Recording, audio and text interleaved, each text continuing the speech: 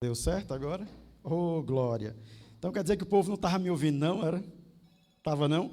Então vamos começar tudo de novo, né?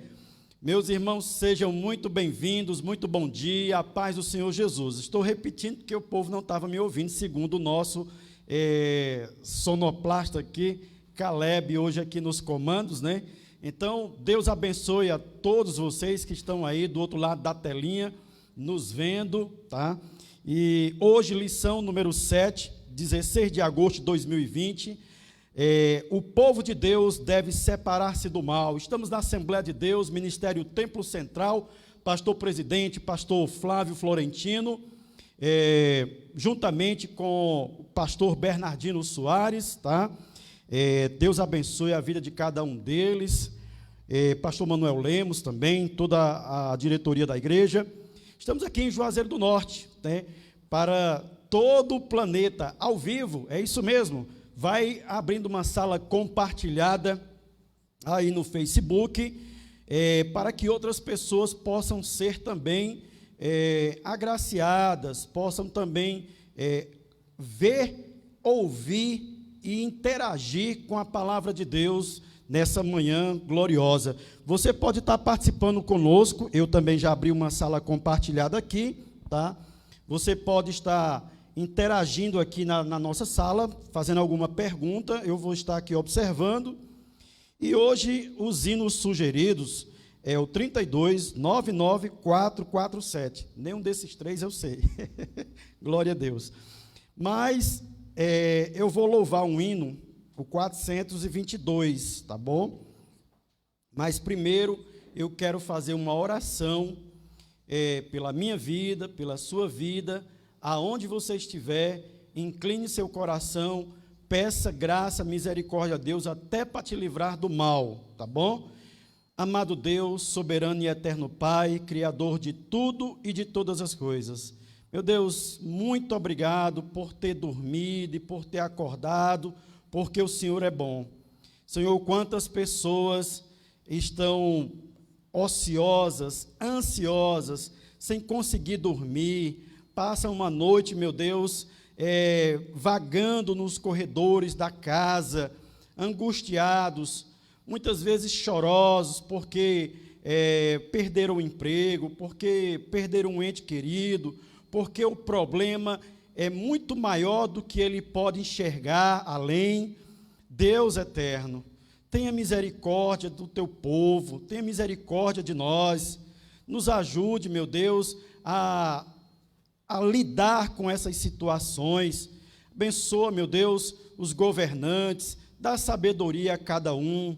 Pai amado, abençoa o teu filho, o pastor Flávio, toda a direção da igreja, os presbíteros, diáconos, auxiliares, departamentos da tua casa.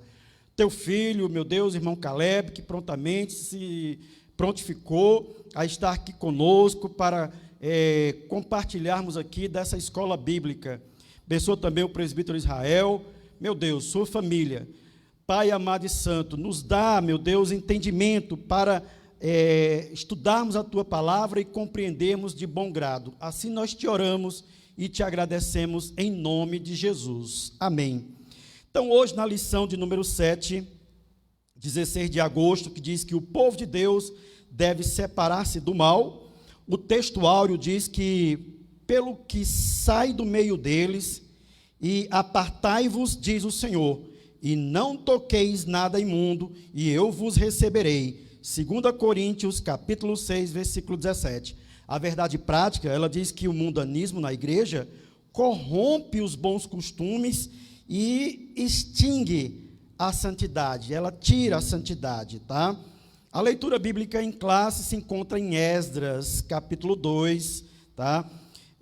Do versículo 59 até o 62, também o capítulo 4, do 2 e 3, e o capítulo 6, tá? Do versículo 2 e 4, tá bom? Então, nós vamos fazer uma leitura aqui, tá? Da palavra de Deus, aonde você estiver, abra sua Bíblia e nós vamos compartilhar da palavra de Deus. Diz assim, Esdras capítulo 2: Também estes subiram de Tel-Melá e Tel-Harza, Querube, Adã e Imer.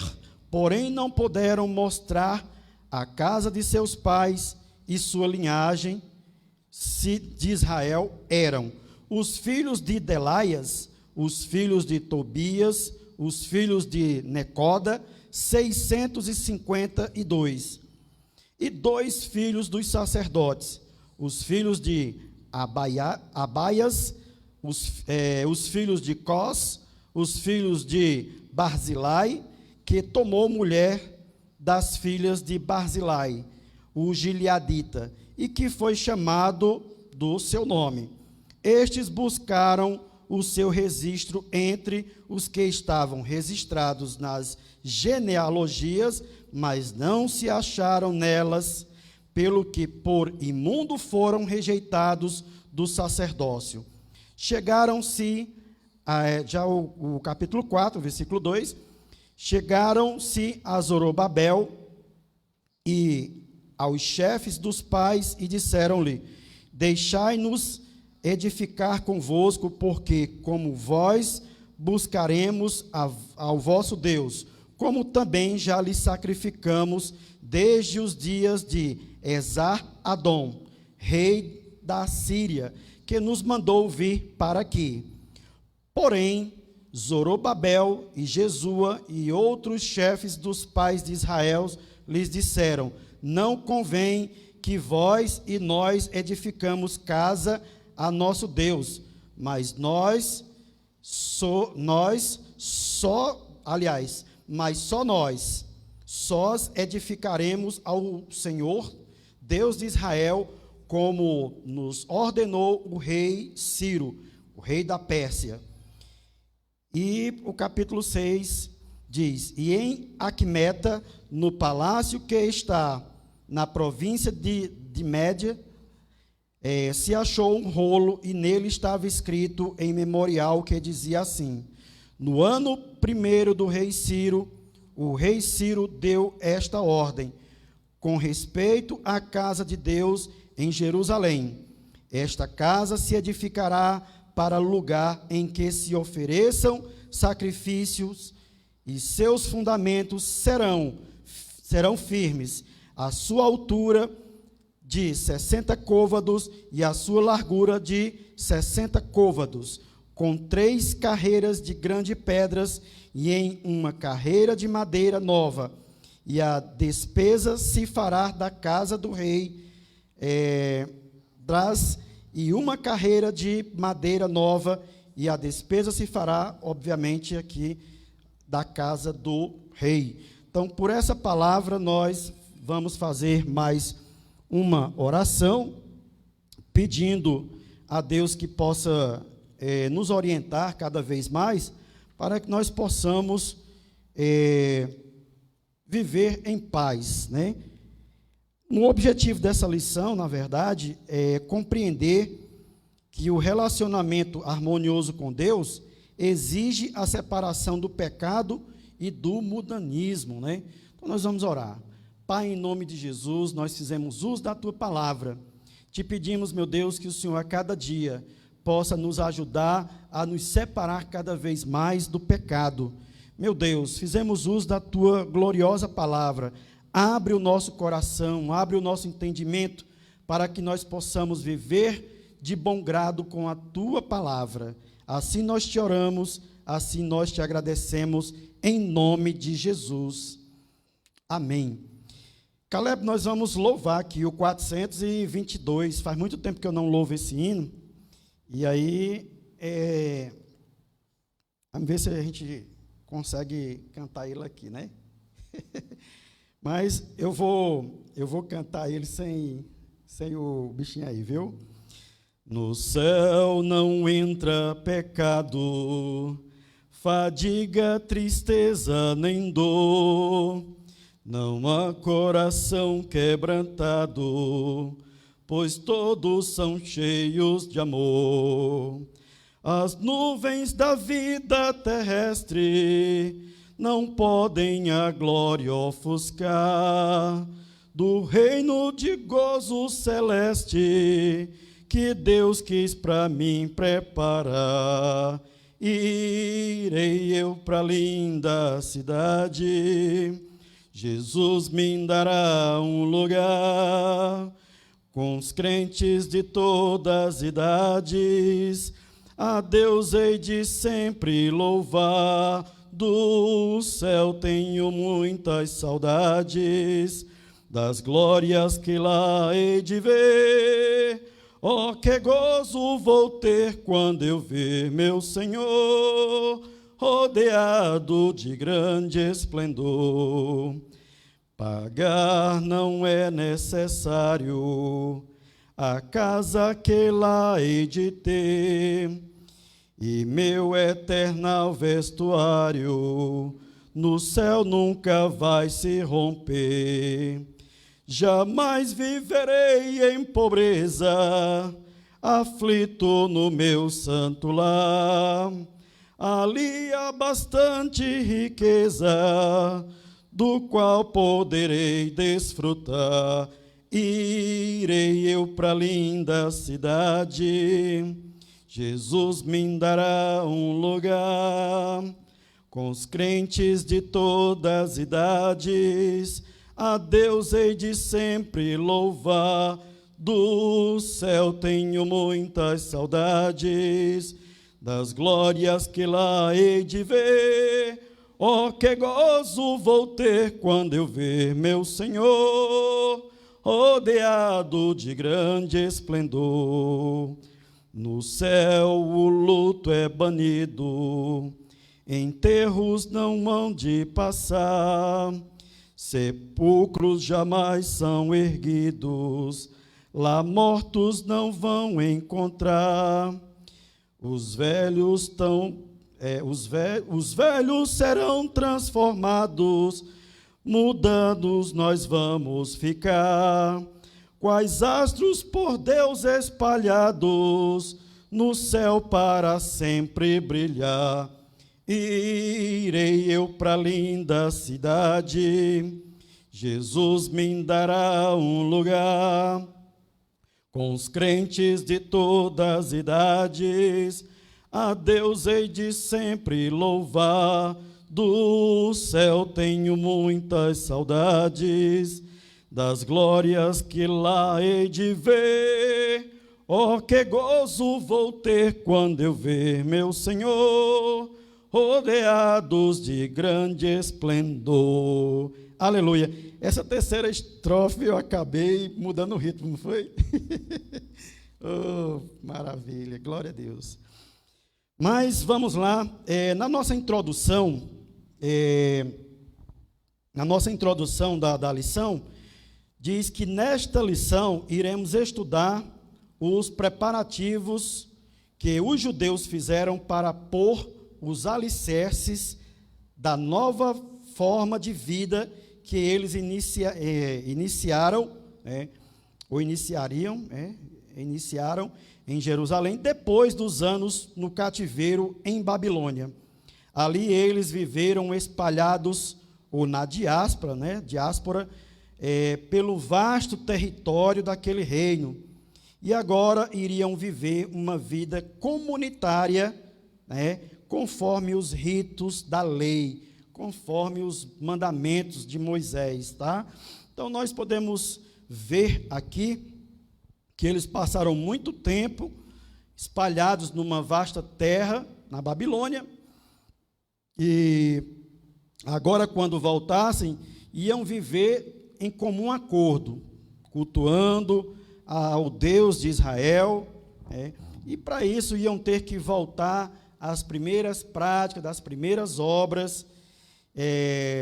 E hoje nós podemos ver também que nós estamos passando pelo novo normal.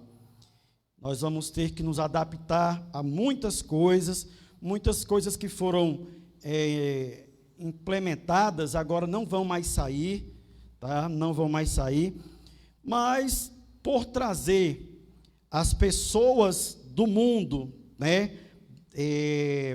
com a internet para dentro da igreja, isso não quer dizer que as pessoas vão vão vir para dentro da igreja com a influência mundana. Mas a igreja, ela vai agora influenciar, né, vai agora mostrar como que é a questão dos mandamentos, a questão de viver pela palavra de Deus, tá? E aí nós temos aqui os pontos. No ponto 1 diz, somente os judeus retornariam a Judá.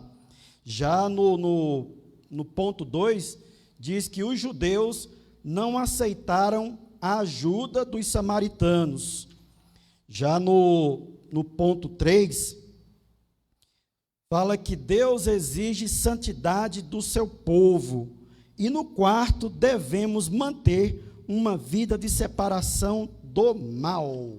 Tá certo? Então, nós vamos procurar aqui, dentro da direção de Deus, estar interagindo aqui com muitas pessoas, tá? Já tem o irmão Flávio aqui, dizendo amém, glória a Deus, tá? Estou vendo aqui no Facebook, 16 pessoas, tá? Com certeza, eu não estou aqui entrando no YouTube, tá? No YouTube tem 19, né? 19 pessoas, né?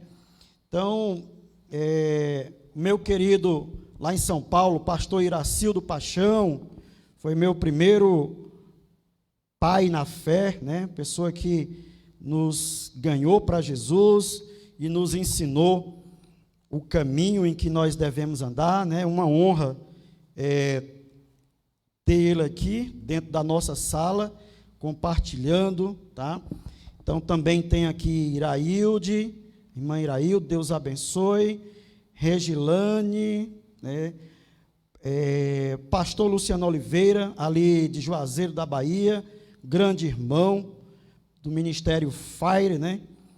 Paulo Amaro também, Sol Ramos, Val Rosendo, Cosmo Silva, Silvana Matias, bom, tem um bocado de gente aqui, glória a Deus,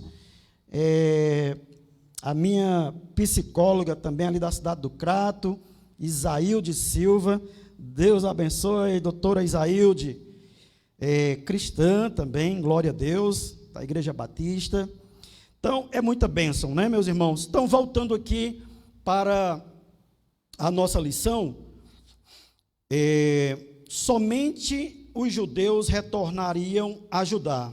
Vamos ver o porquê somente os judeus voltariam, tá?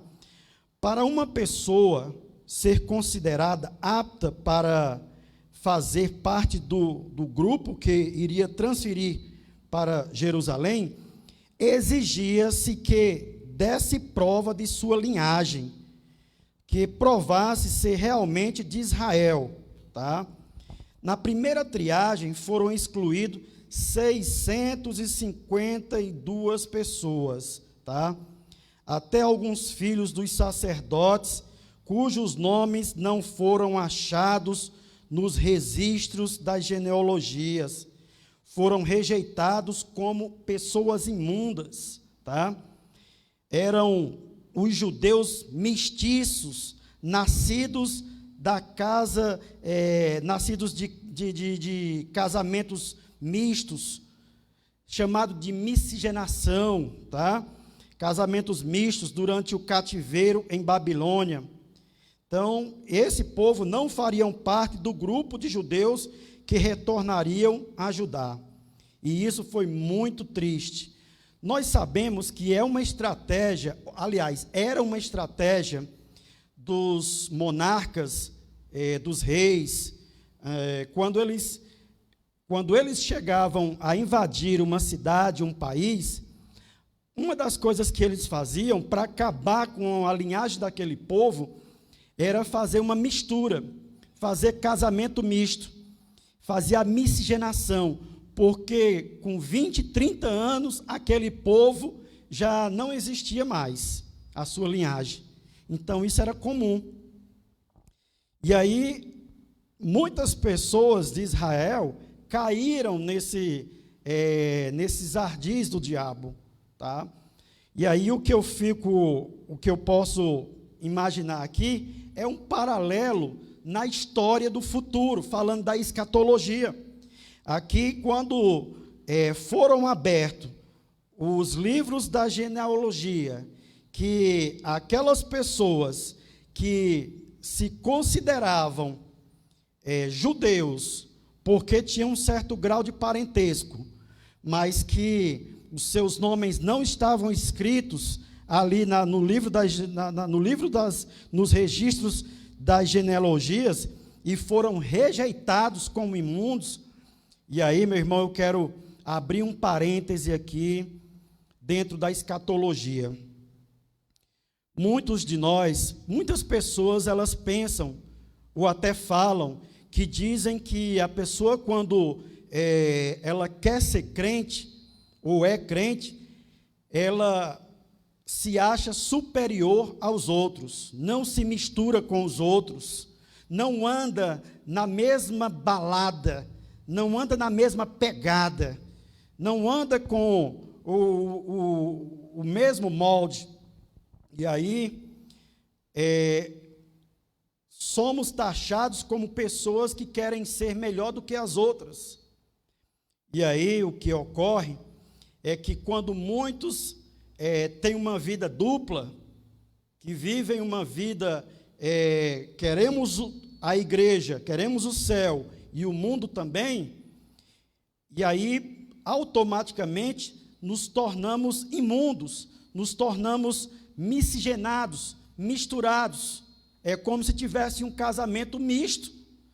Da mesma forma, estamos na igreja, mas um dia os livros serão abertos, o livro da vida será aberto. E aí, estou me lembrando quando Jesus disse assim: olhe, eu a ninguém julgo, mas as minhas palavras hão de julgar cada um no dia do juízo. Porque, certa vez, os discípulos foram comissionados pelo próprio Jesus a ir por todo o mundo a pregar o evangelho.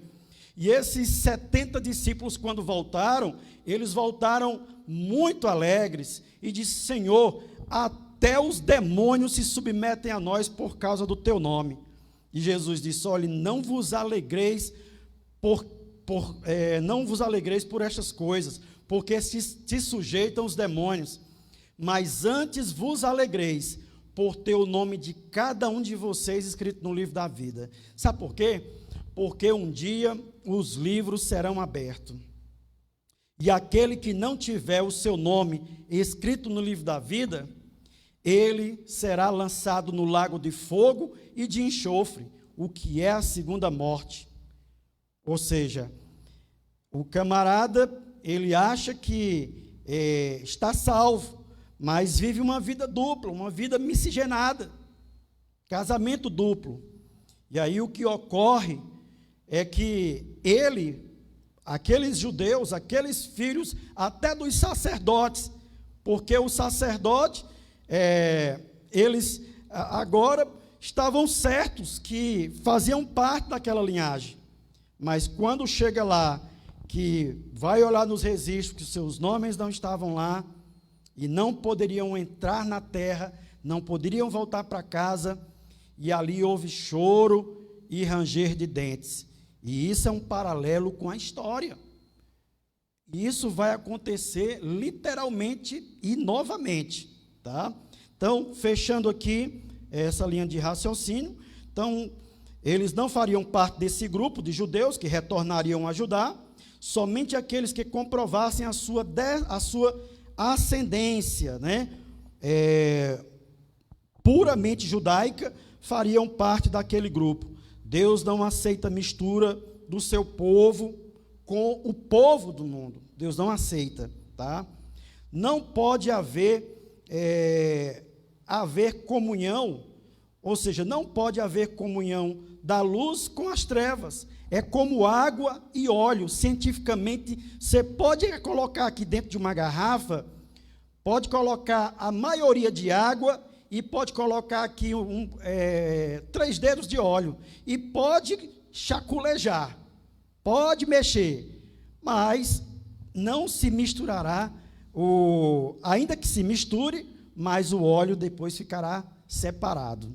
Então, o que Deus não quer, E aí vem uma pergunta, mas como é que a gente vai fazer para não se misturar com o povo do mundo? O próprio Paulo, ele vai explicar, se nós não tivéssemos que nos misturar, falar com as pessoas, era necessário que nós saíssemos do mundo, só assim. Mas o que a Bíblia está nos alertando, o que a lição está nos ensinando, essa questão de mistura, é do sistema. É você não reconhecer o seu lugar como nazireu.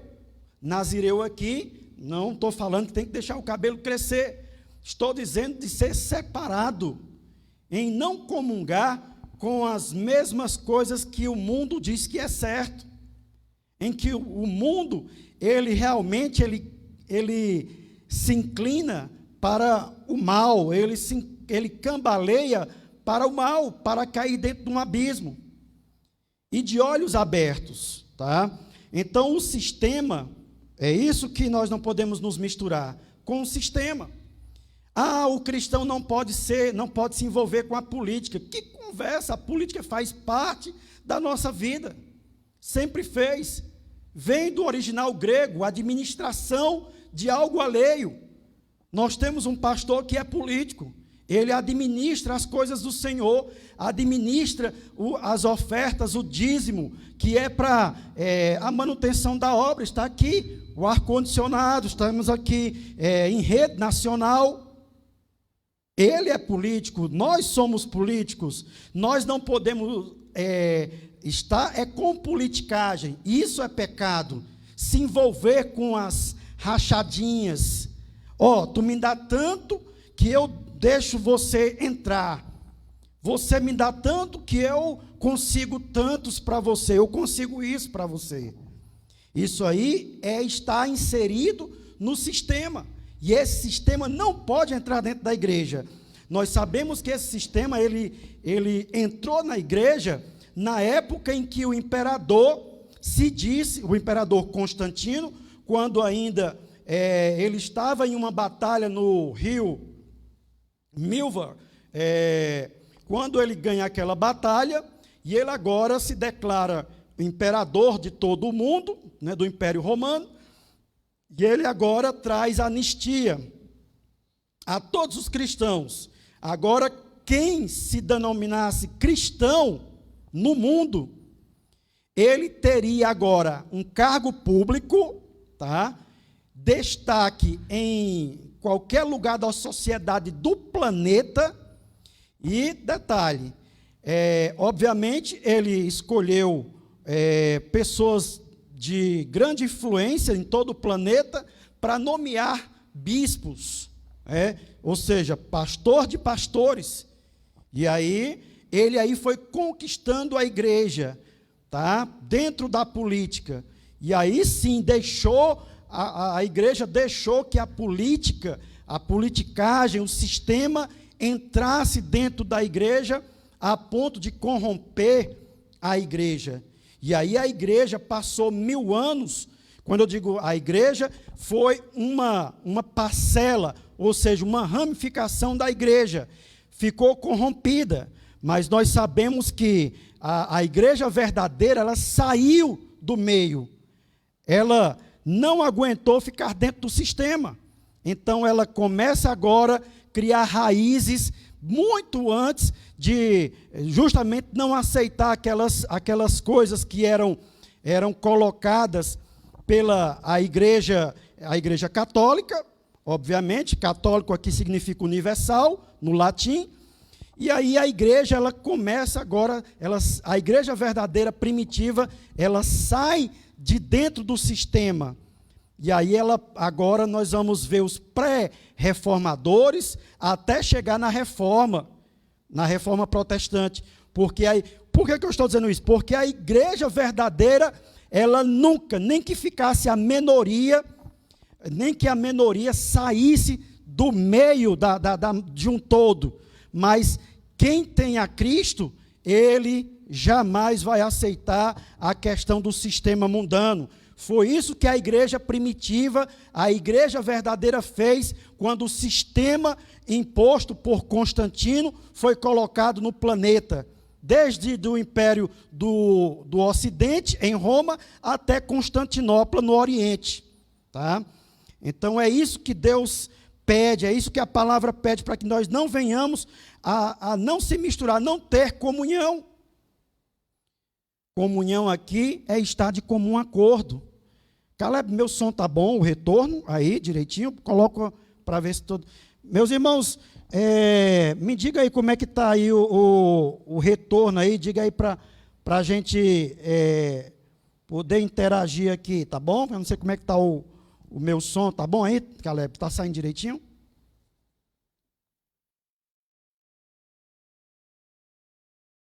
Então, meus irmãos,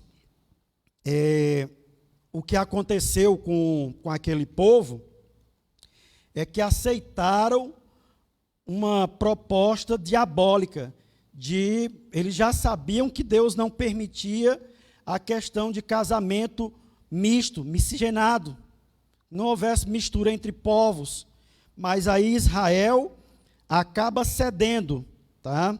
E aí por conta disso eles vão pagar um preço lá na frente, tá?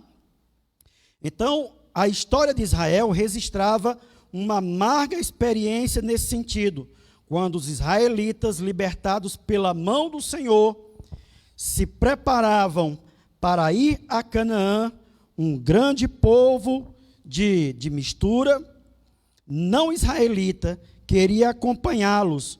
Foi exatamente essa gente que, durante o trajeto pelo deserto, foi fonte inspiradora de murmuração, tá? Então, aquele povo que saiu juntamente com os israelitas lá do Egito para entrar na Canaã, aquele povo que era miscigenado, misturado, eles foram a fonte inspiradora de reclamação, de murmuração.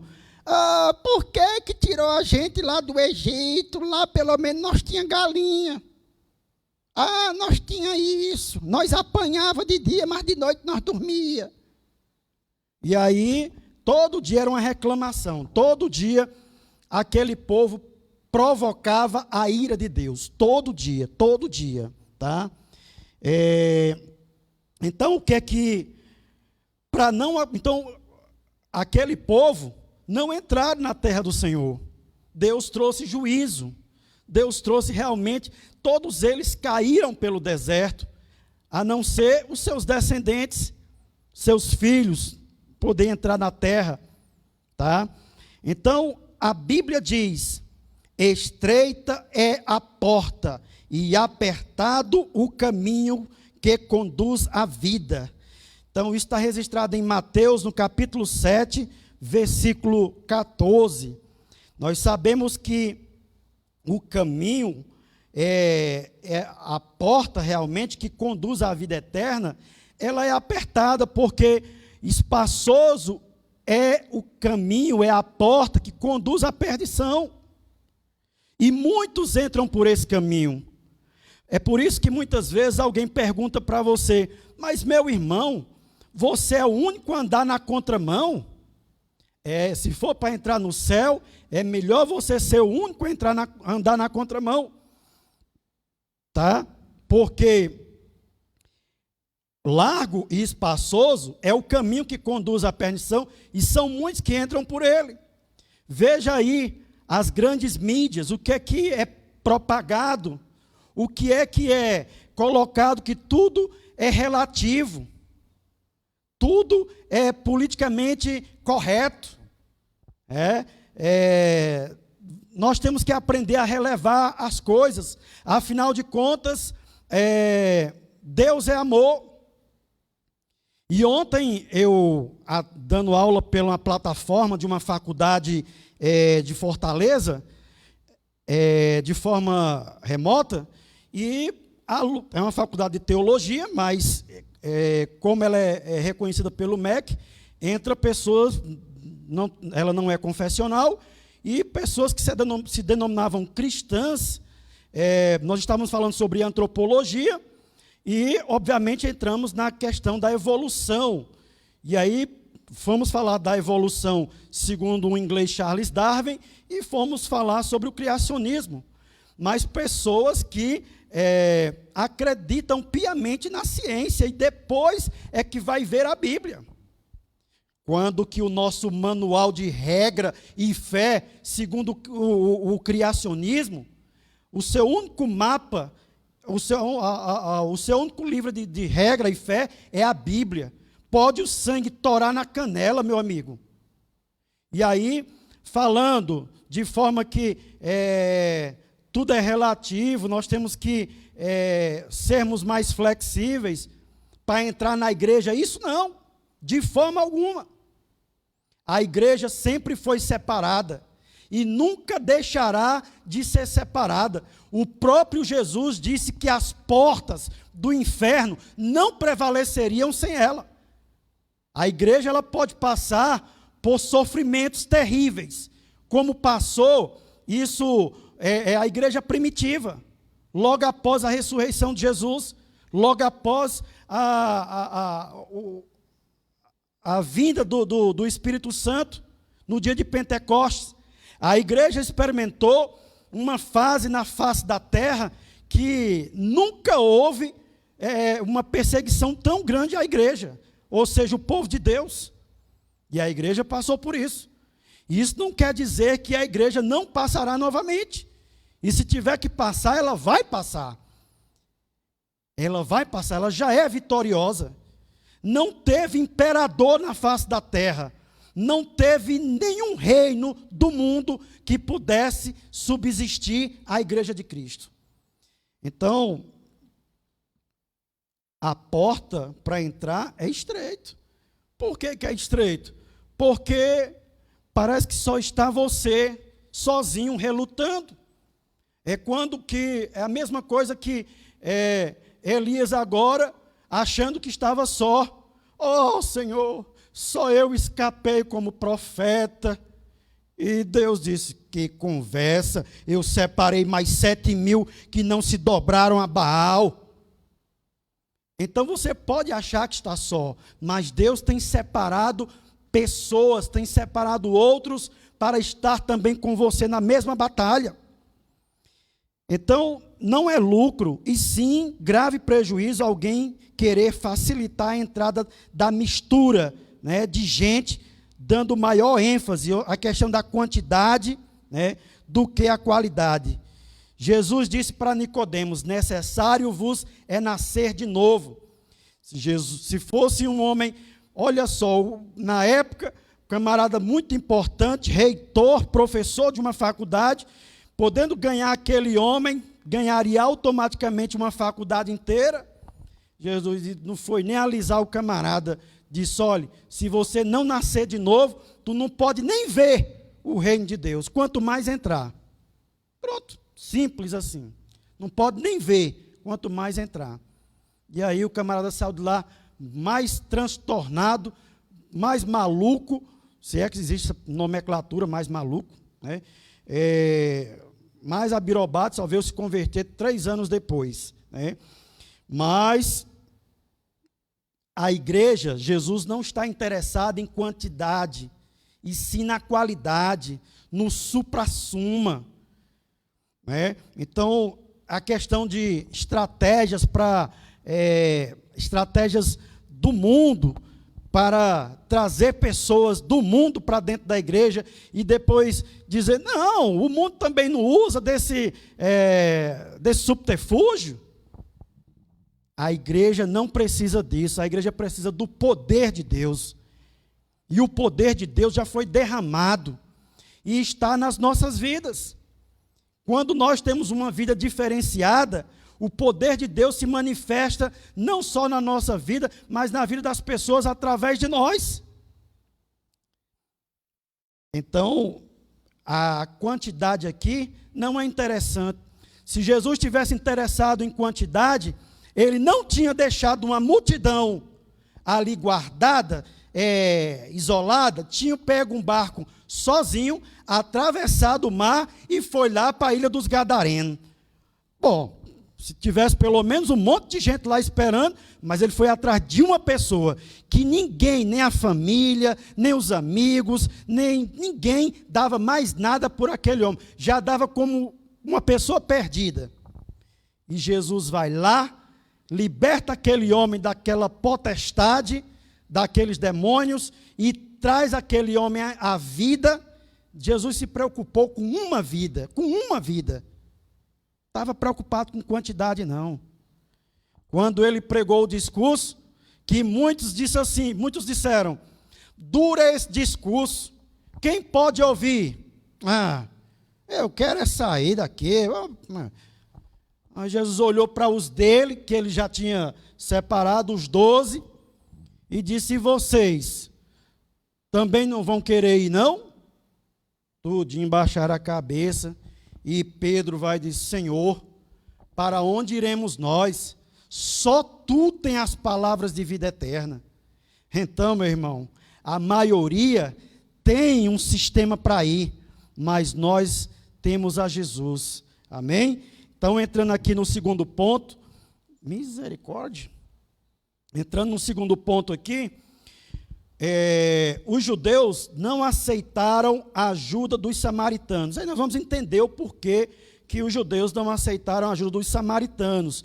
Nós sabemos que os samaritanos eram um povo judeu, depois foram levados cativos, e esse povo teve essa miscigenação, essa mistura pelos assírios, e muito tempo depois eles retornam quando os judeus já estavam na terra. Tá? Então,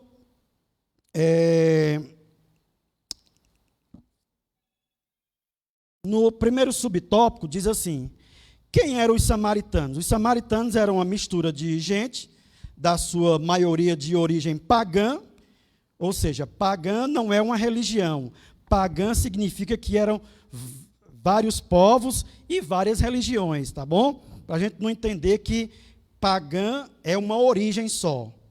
Então, este povo apareceu depois do ano 721, tá? Quando o reino de Israel foi derrotado pelo exército de Sargão II, que depois era o Império Assírio, posteriormente foi chamado de o Império Acadiano, tá bom? Então, e as 10 tribos do norte, que foram, essas 10 tribos eram justamente as tribos do filho de Salomão, tá bom? De Roboão. As tribos foram levadas cativos para a Síria, por ordem do rei da Assíria, foram trazidos povos de Babel, de Cuta, de Ava, de Ramate, de Sefarvaim, e habitaram as cidades de Samaria em lugar dos sacerdotes. E tomaram Samaria em herança e habitaram em suas cidades. Tá? E aí, posteriormente, o rei da Síria enviou-lhes um sacerdote dos israelitas para ensinar ao povo da terra o temor de Deus. Assim, os samaritanos temiam ao Senhor, mas também serviam aos deuses. Aceitaram o ensino do sacerdote israelita, mas não deixaram a idolatria. Representam muito bem uma vida na carne, da qual a idolatria é uma expressão. O que é isso? Nós não podemos servir a 2 senhores. Um nós temos que odiar e o outro nós temos que amar. É regra, é fato.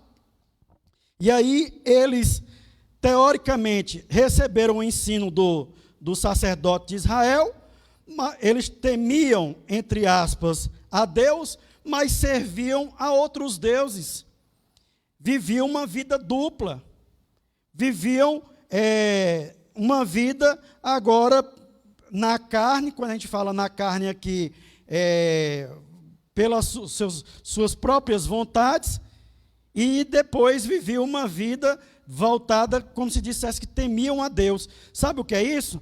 Muitas vezes é o cristão que, por estar na igreja, vem aos cultos, está até ceando, mas ele, na verdade, ele lá fora, ele tem um comportamento pagão.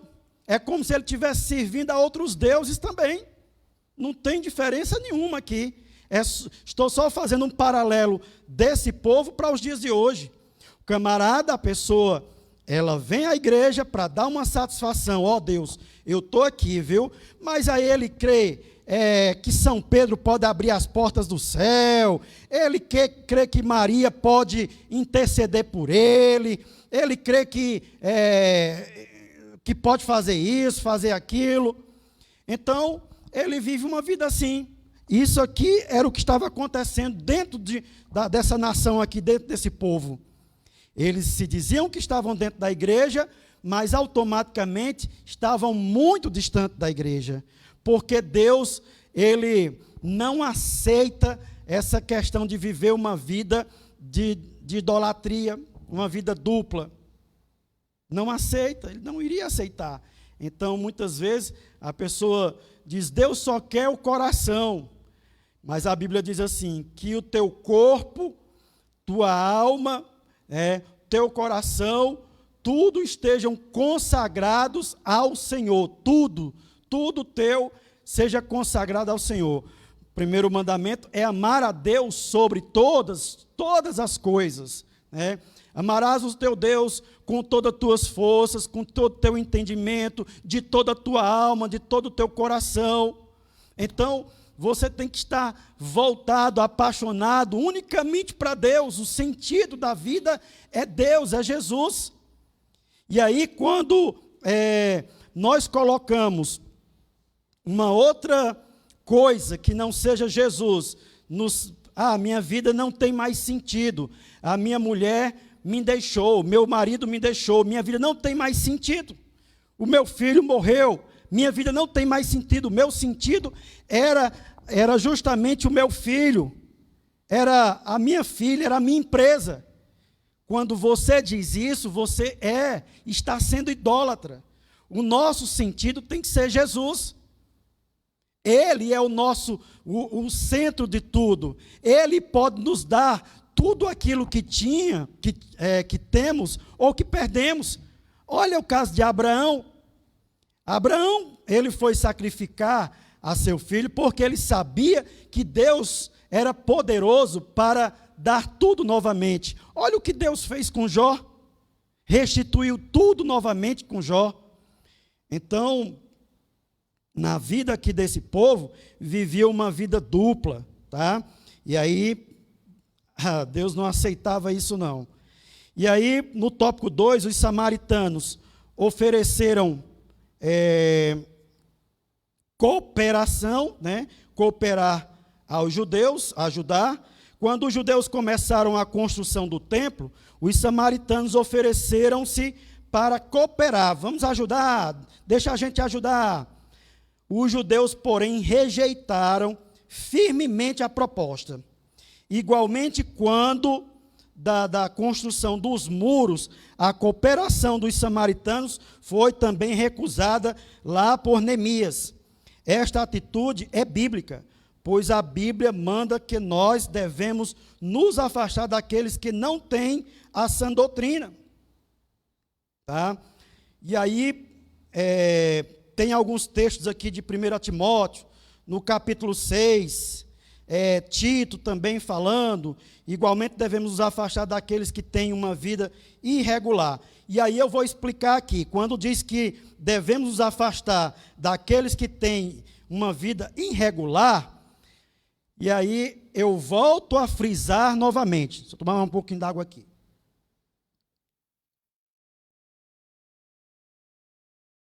Eu falei praticamente no primeiro ponto, na introdução. Eu trabalho, por exemplo, numa empresa que a maioria são descrentes. São pessoas que têm comportamento mundano. Eles não conhecem a Deus. A Bíblia está mandando nós nos afastarmos de pessoas com comportamento irregular. Aqui no caso de Timóteo, quando Paulo estava instruindo, eram pessoas que se diziam conhecedor da palavra e queriam viver uma vida dupla, querer introduzir alguma coisa dentro da igreja, ou não concordar com o pensamento da igreja, com o pensamento cristão. Desses tais, você nem com eles queira sentar, queira comer. E aí, obviamente, eu tenho que comungar profissionalmente com uma pessoa que não é crente, que nós chamamos de ímpios, né? Porque não conhecem a Deus. Pessoas que não professam a mesma fé, mas nós temos negócios, e os negócios até são honrados, né? De forma verbal ou escrita. Agora, eu não devo, por exemplo, querer andar na mesma mão de que alguns têm tomado. Como, por exemplo, o camarada ele não conhece a Deus, vive uma vida irregular no sentido de falcatruas, e aí eu vou entrar no mesmo molde, na mesma filosofia? De forma alguma. Então, desses tais, eu devo realmente me afastar, me isolar. Dizer, olha, não, eu não comungo com isso, eu não concordo com isso, não vou fazer isso, tá? Então, é isso que a Bíblia está nos orientando, tá bom? Como também daqueles que causam divisões na igreja, né, eu já falei. E o terceiro subtópico fala: os samaritanos procuraram apresentar-se com os judeus, né? Apresentar-se com os judeus. E aí casaram, casaram com as filhas dos judeus, e deram filhas aos judeus em casamento, e alguns caíram nessa armadilha. Por que nessa armadilha? Eu falei no primeiro tópico que isso era uma armadilha que os monarcas naquela época tinham. Quando eles conquistavam alguma nação, eles tinham o hábito de fazer a miscigenação, a mistura, para acabar com aquela linhagem. Veja o que Salomão fez. Veja o que o próprio Davi fez. Davi, com essa questão de outros casamentos, tá? A sua casa nunca teve paz, a família de Davi foi uma bagunça. O que aconteceu com a nação israelita, por conta de Salomão, a culpa é dele, com os casamentos com mulheres estrangeiras, e aí ocorreram idolatrias tremendas, a ponto de fazer a nação se dividir. E olha aqui o que aconteceu. Agora a nação dividida, agora o povo fragmentado, agora o povo é levado cativo e vão pagar o preço, e até ele mesmo pagou o preço. Tá? Então, esse povo caiu nessa esparrela aqui, nessa armadilha. Então, este assunto, ele é tão vasto, tão sério, que na lição número 12, ela será reprisada de novo, tá bom? Então, no subtópico 4, fala que os samaritanos, eles tornaram-se inimigos dos judeus. Por que tornaram-se inimigos? Se eram irmãos. Os samaritanos invejaram os judeus.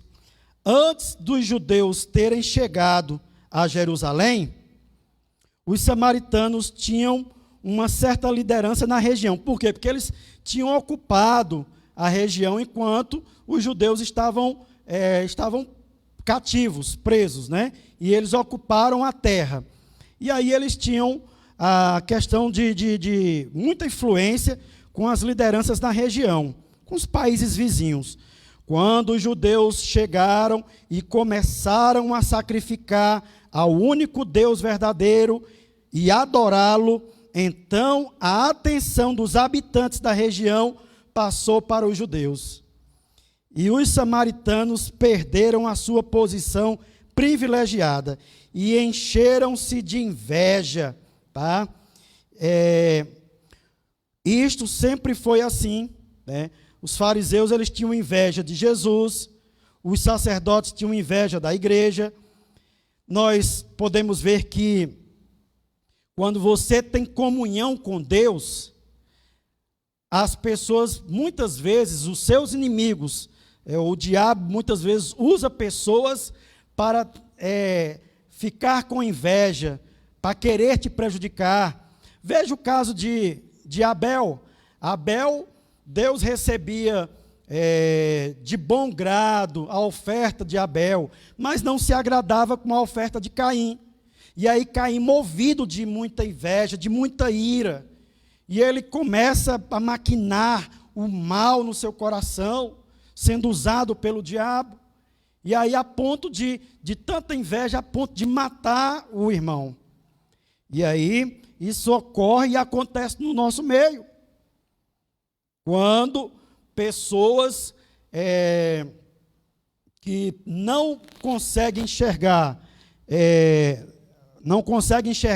a graça de Deus na nossa vida, na sua vida, eles começam a ter uma certa inveja, a ponto de querer prejudicá-lo, até caluniá-lo, defamá-lo. Acontece muitas coisas. Quantos de...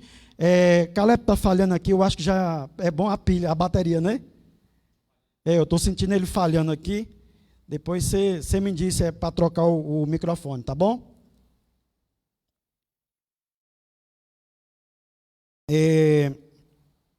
Então, esse povo, eles perderam a posição, eles tinham um privilégio, mas quando nós fomos colocados no mundo por Jesus para ser a luz do mundo.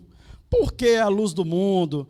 Porque aonde a igreja chega, você é enxergado como luz, até na maneira de se portar, na maneira de falar.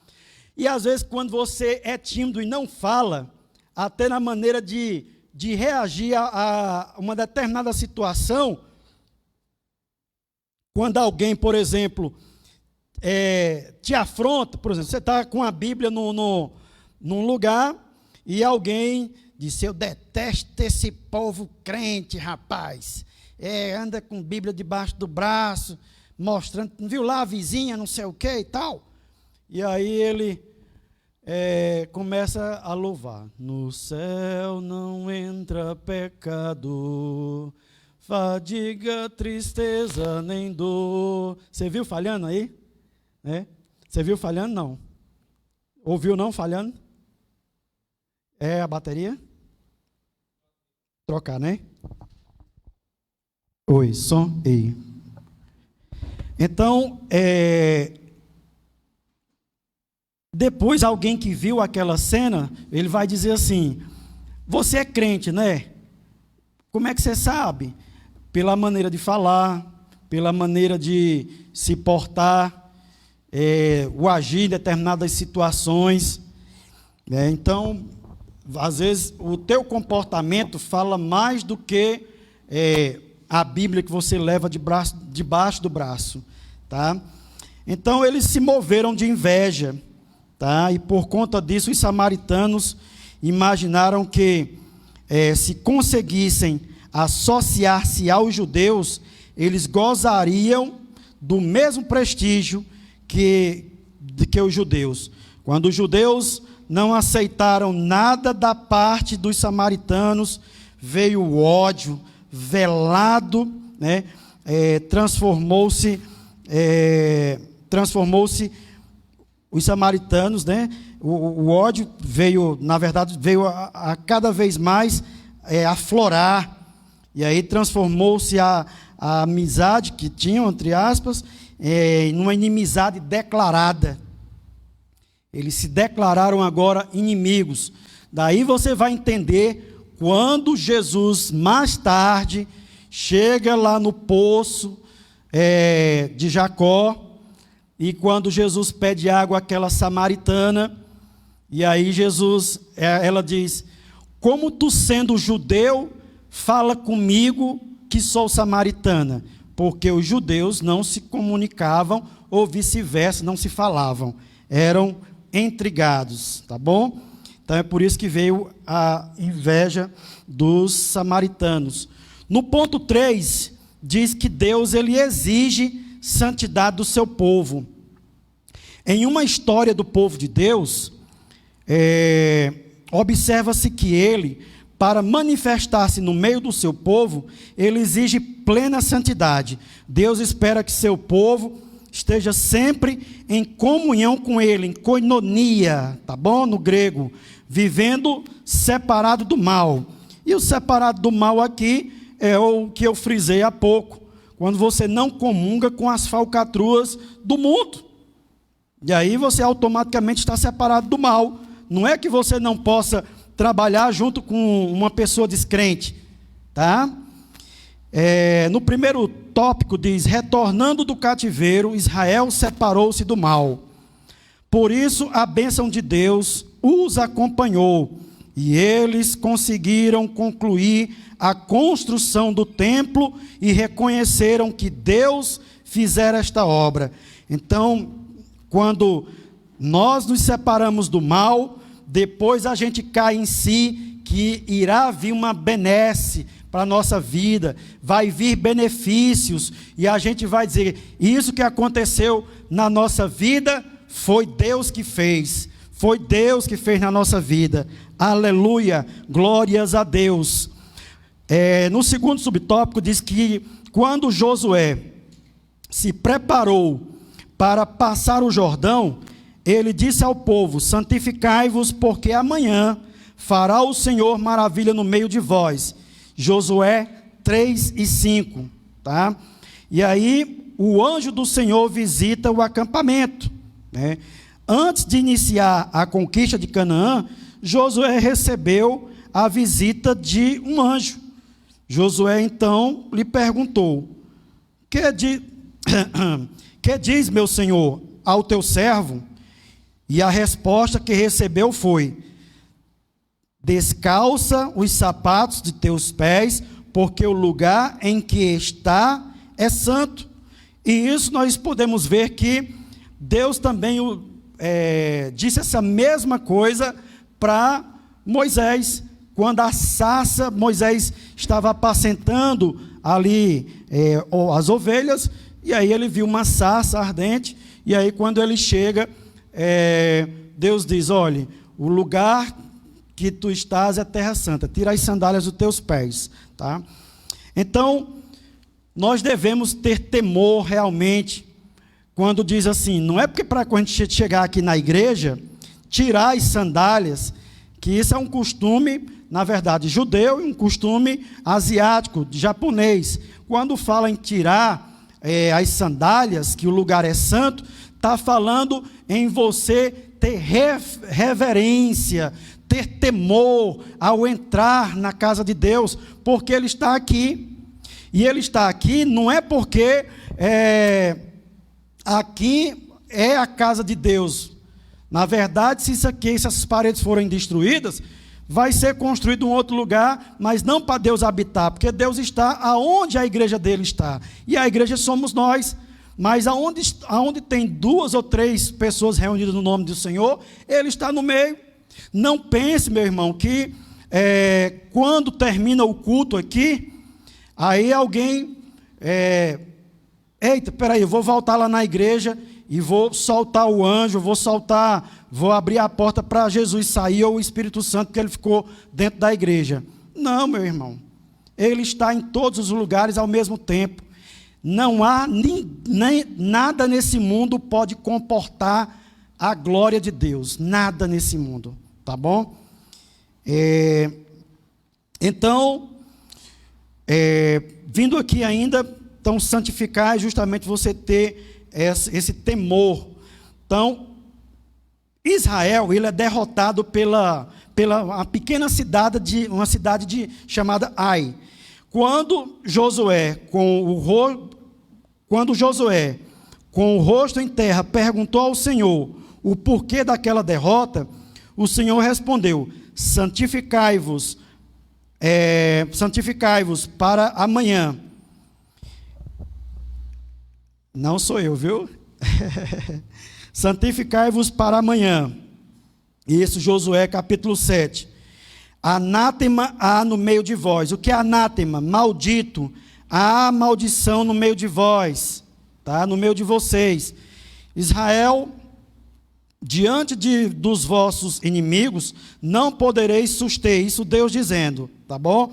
Diante dos vossos inimigos não podereis suster, não poderei vos defender, até que vocês retirem o anátema, ou seja, a maldição, o pecado do meio de vós.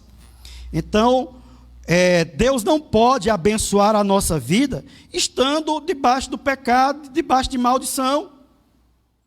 Isso não pode ocorrer.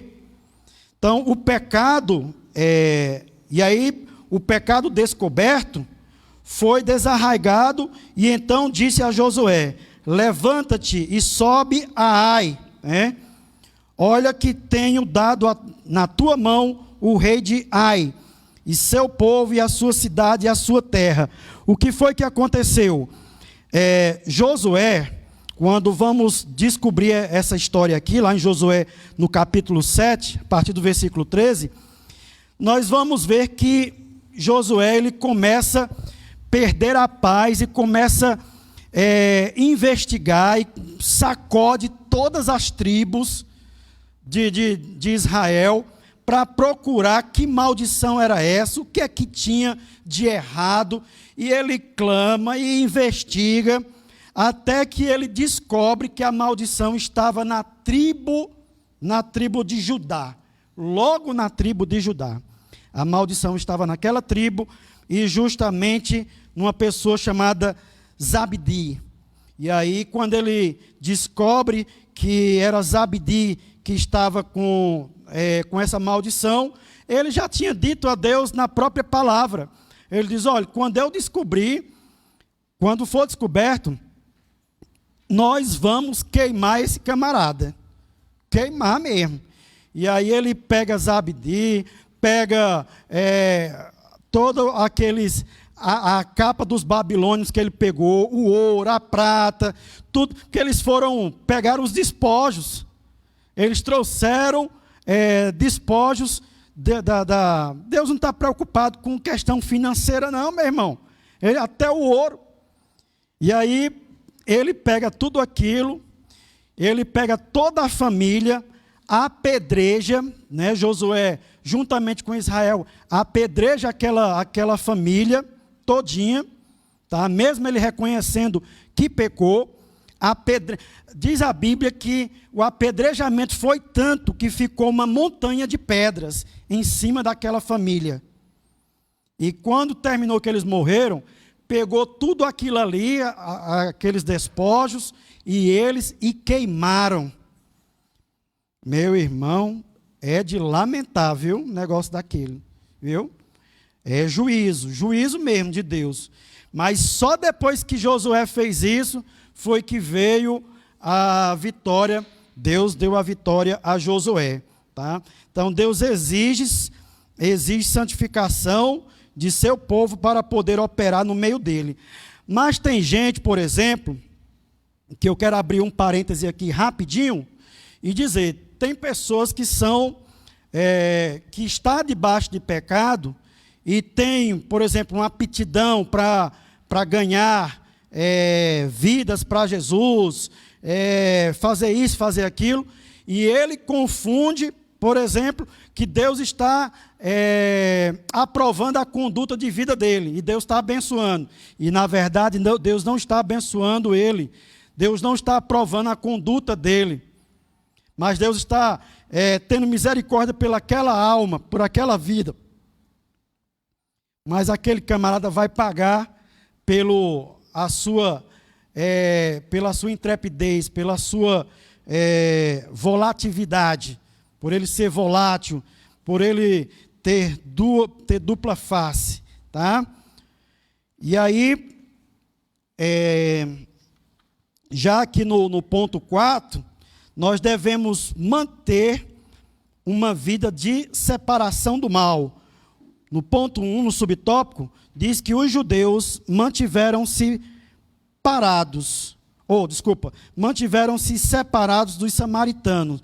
Se os judeus tivessem aberto a porta para uma união com os samaritanos, estes provavelmente ter-se-iam mostrados afáveis, ou seja, amáveis, pacíficos no início, mas teriam perturbado a união que havia entre os judeus, teriam participado do culto dos judeus e afastado a presença do Senhor.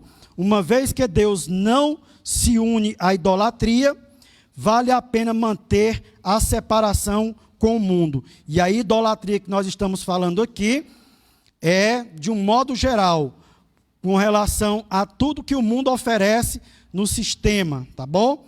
Então, a Bíblia, ela mostra exemplos de servos de Deus que duvidaram se se valiam a pena manter a linha de separação do mal. Aí a gente pode ver o salmista Asaf, quando ele agora escreve o Salmo 73, quando ele estava tendo uma doença psicossomática, tá? Que ele disse que estava sentindo picada nos rins, o seu coração se azedou, porque ele tinha inveja. Por que o coração dele estava azedo? Por que ele tinha inveja? Por causa da prosperidade dos ímpios. Porque os ímpios, ele via os ímpios que não se achavam em aperto nenhum, não pagavam impostos, se achavam em segurança, eles não se achavam em trabalho nenhum, e todo dia se lhe aumentavam as riquezas. Olha aí, e ele diz: como é que pode? Eu sou justo, eu sou reto, eu sou dizimista, eu sirvo a Deus, todo dia eu me acho no trabalho, mas não sobra nada, eu só vivo no apertado. Ele que está dizendo aqui, né?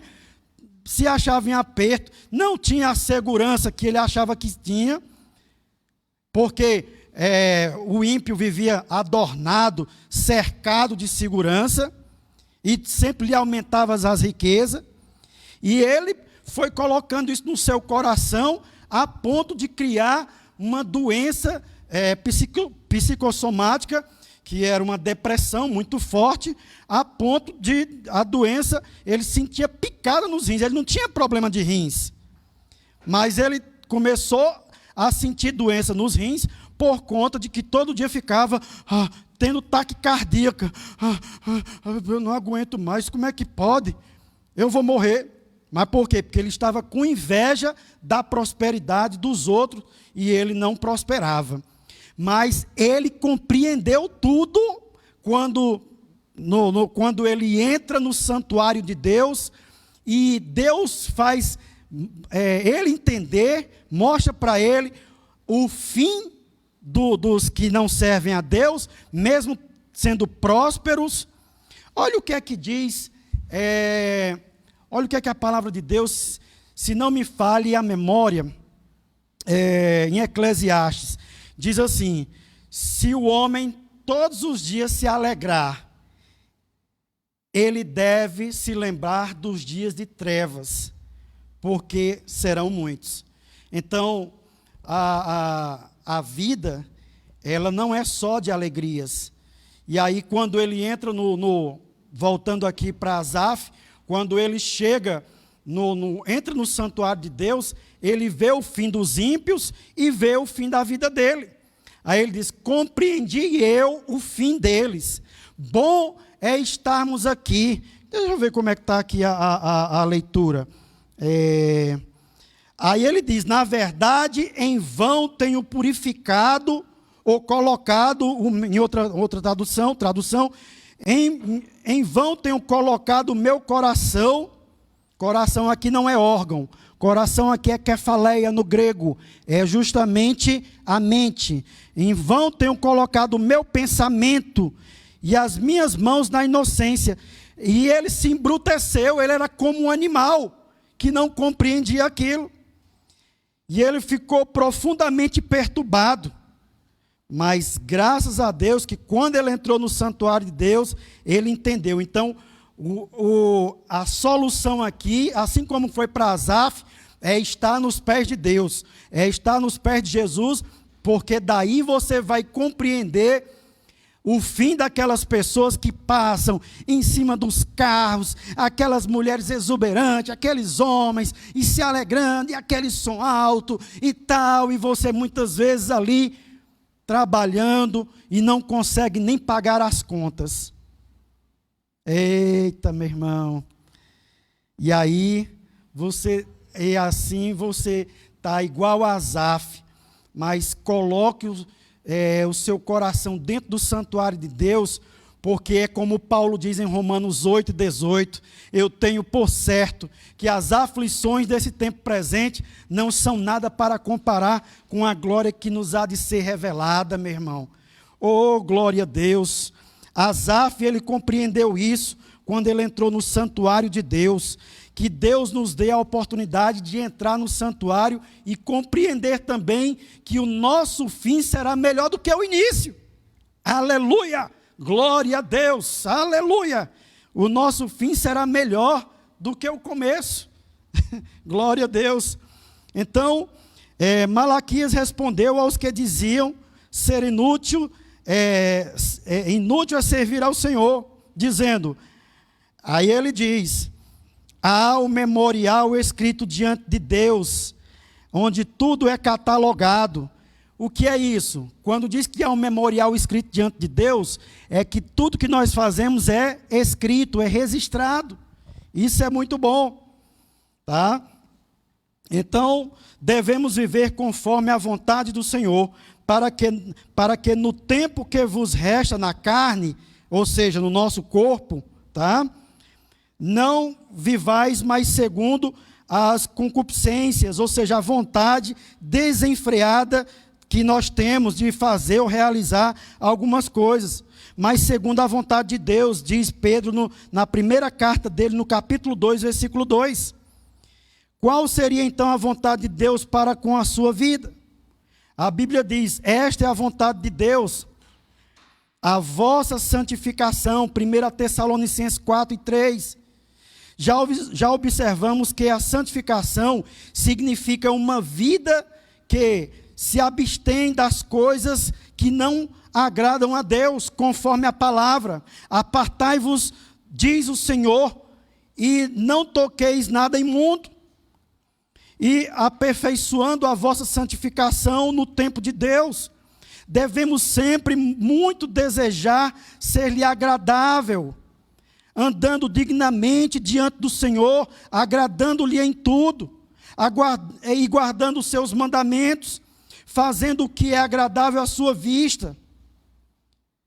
E aí, as bênçãos vão nos acompanhar, os que vivem, os que querem viver conforme a vontade de Deus. Deus garante aos que assim vivem plena vitória contra os ataques do diabo. O crescimento espiritual deles está garantido. Isso Paulo fala em Colossenses capítulo 1, versículo 6 até o 10. O Espírito Santo tem plena liberdade para atuar em nossas vidas. E eles, na verdade, ele nos torna e nos prepara para sermos usados por Deus em sua obra, como está registrado em 2 Timóteo 2, 19 até o 21. E acima de tudo, aqueles que vivem segundo a vontade de Deus estão preparados para o arrebatamento. Aleluia! Glórias a Deus! É vida plena por toda a eternidade. Glória seja dada ao nome de Jesus. Então nós devemos andar dignamente diante do Senhor, agradando-lhe em tudo, mas nós só temos como agradar a Deus se nós procurarmos conhecer a sua vontade pela palavra. Glória seja dada ao nome do Senhor. Aleluia. E falta 1 minuto, Caleb. Estou no tempo certinho, tempo hábil, né? Então, quero lembrar a vocês que estiveram conosco durante essa manhã, que logo mais meio-dia tem Palavra Verdadeira com o pastor Flávio, no canal 13, né? Na TV Verde Vale, também pelo Facebook do pastor Flávio, pelo YouTube, né? O seu canal do YouTube, e logo mais às 18 horas, culto, né, um culto abençoado, a qual o pastor Flávio vai estar ministrando a palavra de Deus também. Você não pode deixar de estar ouvindo, cultuando a Deus, mesmo estando no seu lar. E amanhã, durante a semana, a programação tem oração com a irmã Maria, a esposa do pastor Flávio, a irmã Maria Paulino, juntamente com o pastor Flávio. Terça-feira tem discipulado, tá, com o pastor Flávio. Quarta-feira, culto também, né, com o pastor Flávio.